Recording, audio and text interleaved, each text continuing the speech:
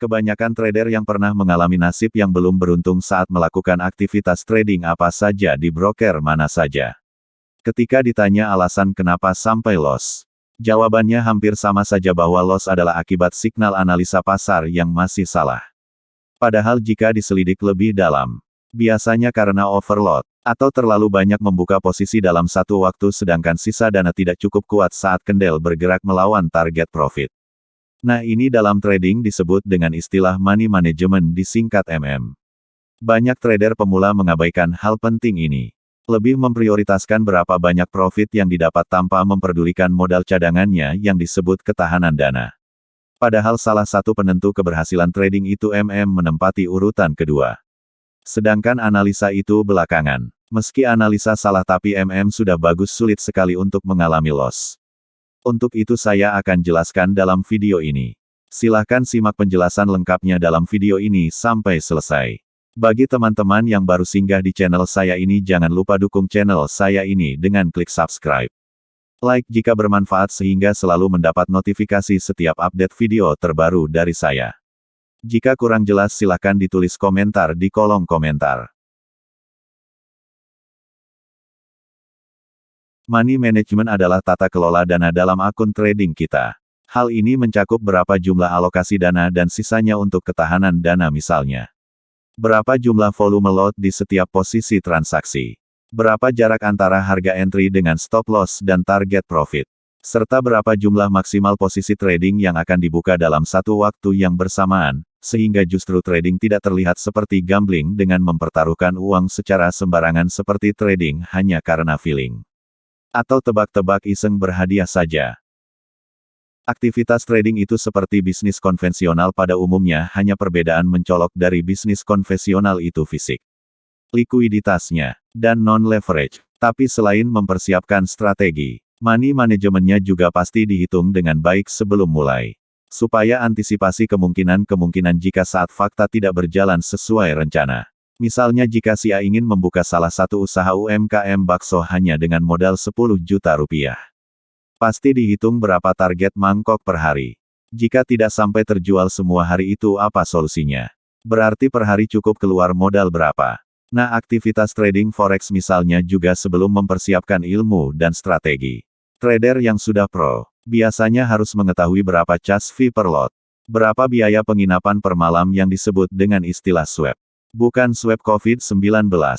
Berapa minimal close order? Berapa jumlah leverage karena ini yang akan menentukan margin jaminan per lot setiap open posisi dan sisa ketahanan dana. Sehingga dengan mengukur resiko sedini mungkin, bisa meminimalisir kemungkinan-kemungkinan yang nanti bisa terjadi di luar dari plan. Jika trader yang masih belum mau memperhatikan MM saya pastikan saat salah analisa dan margin tidak kuat hanya akan seperti membiarkan uang miliknya terbakar api sendiri. Untuk mengetahui bagaimana mengatur MM dalam forex. Memang tidak ada standar baku MM. Tiap orang dengan jumlah margin yang berbeda. Pair transaksi yang berbeda tentu MM juga berbeda tapi coba perhatikan dengan cermat contoh pada trading plan XAUUSD pertama dengan modal deposit $200 US. Dan pada trading plan kedua dengan margin $1000 US. Dengan menghitung MM jauh sebelumnya. Maka jika sesewaktu analisa salah kemungkinan mengalami yang namanya potensi loss kecil sekali. Psikologi trading akan enjoy atau tanpa tekanan mental saat trading meski analisanya masih di tahap seperti tebak-tebak buah manggis.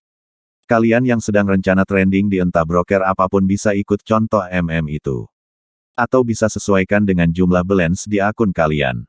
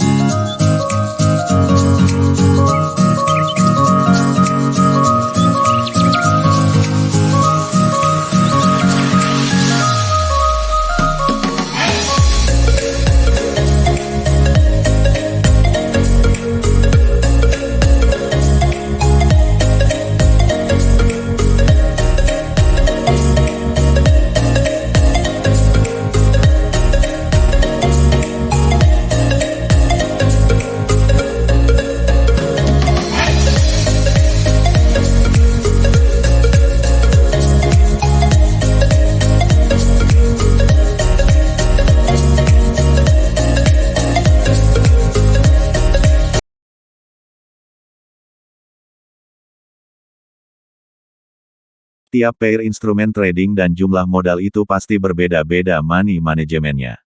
Yang saya jelaskan sebelumnya hanya untuk emas. Bagi yang mau trading forex, indeks saham dan modal tidak seperti di contoh nanti bisa disesuaikan. Atau segera dikonsultasikan siap dibantu. Trader juga sudah harus tahu rank pergerakan harian tiap pair setiap ukuran time frame sehingga menghitung dengan tepat. Tetapi berapa jumlah risk reward atau RR? Tidak ada kesepakatan baku di kalangan trader mengenai jumlah perbandingan RR. Pada footage sebelumnya saya hanya melampirkan RR yang sering dipakai banyak trader selama ini. Tapi khusus untuk saya level stop loss atau SL hanya boleh di zona breakout seperti yang ditulisan wall itu. Bukan berapa banyak jumlah loss tapi di area mana trader boleh pasang stop loss. Karena kelemahan dari RR sebelumnya itu adalah seandainya harga gagal breakout akan langsung hits duluan SL baru kendel kembali. Itu rasanya seperti disakiti duluan baru kembali ditinggalkan. Seolah hanya datang untuk melukai kemudian kembali. Maka kebijakan pribadi saya sebaiknya pasang SL di zona breakout support atau resisten berikut sehingga kalau memang kendel lanjut. Ya itu berarti bukan rezekinya kita. Trader yang pro akan mengerti maksud saya ini. Pengaturan open buy juga sebaiknya hanya di level support 2 sell di breakout S3. Open sell juga sebaiknya di R2. Sell ditempatkan di zona breakout R3 pasti akan aman. Sebenarnya bicara money management ini masih cukup luas dan videonya pasti panjang. Tapi saya bahas khusus trading forex saja. Kesimpulannya semakin bagus pengaturan money management seseorang trader, maka potensi loss semakin kecil meski salah analisa. Dan profit akan datang mengikuti secara otomatis menyusul. Karena dalam bisnis apa saja, semakin minim resiko maka keuntungan sudah pasti ada meski tidak ada ketentuan berapa banyak jumlah profitnya. Karena trading yang benar adalah mengendalikan dulu resiko maka keuntungan akan menyusul. Sebab saat trading itu trader berada di antara pertarungan sengit binatang banteng dan beruang simbol buyers dan seller tanpa kenal ampun. Maka sebagai trader bijak adalah jangan sampai belum profit sudah menjadi korban di tengah pertarungan sengit itu. Demikian penjelasan saya kali ini tentang money management. Jika kurang jelas ditanyakan dalam kolom komentar. Jangan lupa like dan subscribe. Salam profit.